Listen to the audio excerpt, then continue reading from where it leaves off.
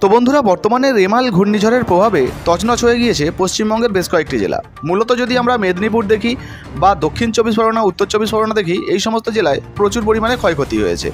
তবে ইতিমধ্যে রাজ্য সরকারের তরফ থেকে নতুন ঘোষণা করা হয়েছে, এই সমস্ত জেলায় যে সমস্ত ক্ষয়ক্ষতি হয়েছে, যাদের ক্ষয়ক্ষতি হয়েছে, যাদের বাড়িতে অর্থাৎ যে সমস্ত পরিবারের সদস্যরা মারা গেছে, যাদের বাড়িঘর ভেঙে গেছে, এই সমস্ত সদস্যদের আর্থিক সাহায্য করা হবে। অর্থাৎ এই যে ঘূর্ণিঝড়ে যাদের ক্ষতি হয়েছে তাদেরকে ক্ষতিপূরণ দেওয়া হবে।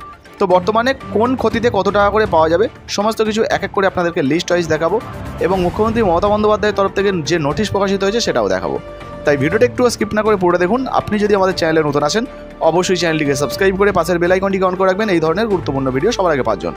ফেসবুক থেকে দেখলে পেজটা ফলো করতে ভুলবেন না। চলুন শুরু করা যাক।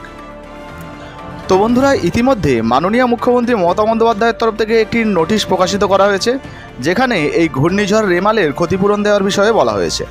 দেখুন, বলা হয়েছে পশ্চিমবঙ্গ নদীমাতৃক রাজ্য, বঙ্গোপসাগরের উপকূলে প্রতি বছরই তাই আমাদের নানা প্রাকৃতিক দুর্যোগের সম্মুখীন হতে হয়। এবারও সাইক্লোন রেমালের প্রভাবে আমাদের রাজ্যে প্রচুর ক্ষয়ক্ষতি হলো ও হচ্ছে, কিন্তু সবার উপরে মানুষের জীবন। সৌভাগ্যক্রমে এবং অবশ্যই রাজ্য প্রশাসনের তৎপরতায় এবার জীবনহানি তুলনামূলকভাবে অনেকটাই কম। তো সেই সঙ্গে আর কি বলা হয়েছে সেটাও আমরা দেখব। দেখুন, এখানে পরিষ্কারভাবে জানানো হয়েছে, নিহতদের পরিবারবর্গকে আমার আন্তরিক সমবেদনা জানাই, তাদের নিকটজনের হাতে অবিলম্বে আর্থিক সহায়তা পৌঁছাবে। এছাড়াও যে সমস্ত কৃষক বন্ধুদের ফসলের ও বাড়িঘরের ক্ষয়ক্ষতি হয়েছে, অর্থাৎ যাদের ফসলের ক্ষতি হয়েছে বা যাদের বাড়িঘর ভেঙে গেছে, তার ক্ষতিপূরণের বন্টন আইন মোতাবেক প্রশাসন এখনই দেখে নেবে, এবং নির্বাচনের আচরণবিধি উঠে গেলে আমরা এই সমস্ত বিষয় আরও গুরুত্বপূর্ণ দিয়ে পুরোটাই কিন্তু দেখব এবং বিবেচনা করব। অর্থাৎ নির্বাচন বিধি অর্থাৎ ভোট হয়ে গেলে কিন্তু প্রত্যেকের কাছে এই যে ক্ষতিপূরণের টাকা সেটা পৌঁছে যাবে। তো চলুন এবার কোন ধরনের ক্ষতি হলে কত টাকা করে পাওয়া যাবে সেটা আপনাদেরকে দেখিয়ে দিই। তো দেখুন বন্ধুরা, ইতিমধ্যে রেমালের আর্থিক সাহায্য নিয়ে একটি লিস্ট প্রকাশিত হয়েছে। তো কাদেরকে কত টাকা দেওয়া হবে?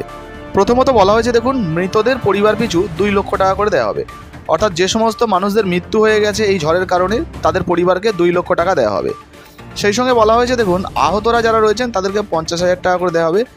বাড়ি যদি কারো পুরো ভেঙে যায় সেক্ষেত্রে 1,20,000 টাকা বাড়ি বানানোর জন্য তাদেরকে দেওয়া হবে। সেই সঙ্গে বলা হয়েছে, দেখুন, কারো যদি আংশিক বাড়ি ভেঙে যায় বা বাড়ির ক্ষতি হয় সেক্ষেত্রেও কিন্তু হিসাব অনুযায়ী তাদেরকে ক্ষতিপূরণ দেওয়া হবে। তো বুঝতে পারলেন, ইতিমধ্যে রেমাল ঘূর্ণিঝড়ে যে ক্ষয়ক্ষতি হয়েছে তার কিন্তু ক্ষতিপূরণের লিস্ট প্রকাশিত হয়েছে, সেই অনুযায়ী কিন্তু আপনাদেরকে টাকা দেওয়া হবে। ইতিমধ্যে আপনাদের কোনো রকম কোনো ক্ষতি হয়েছে কিনা অবশ্যই নিজের কমেন্ট বক্সে কমেন্ট করে জানাবেন। অনেকের প্রশ্ন থাকতে পারে কীভাবে এই টাকা পাওয়া যাবে। আপনাদেরকে জানিয়ে দিই, আগেই যেমন নোটিশটা আপনাদেরকে দেখালাম, যে বর্তমানে যে সমস্ত জায়গায় ক্ষয়ক্ষতি হয়েছে সেখানে যারা আধিকারিকরা রয়েছেন তারা কিন্তু সার্ভে করবেন, দেখবেন কার কত ক্ষতি হয়েছে। তারপর কিন্তু নির্বাচনের পর অর্থাৎ ভোটের পর বা ভোট গণনার পর আপনাদের ক্ষতিপূরণ আপনাদের বাড়িতে পৌঁছে দেওয়া হবে, এমনটাই কিন্তু ঘোষণা করা হয়েছে। এই ছিল আজকের ভিডিও ভালো লাগলে ভিডিওতে একটি লাইক দিয়ে ভিডিওটা ফেসবুকে হোয়াটসঅ্যাপে বেশি বেশি করে শেয়ার করবেন। ফেসবুক থেকে দেখলে পেজটা ফলো করতে ভুলবেন না। ধন্যবাদ।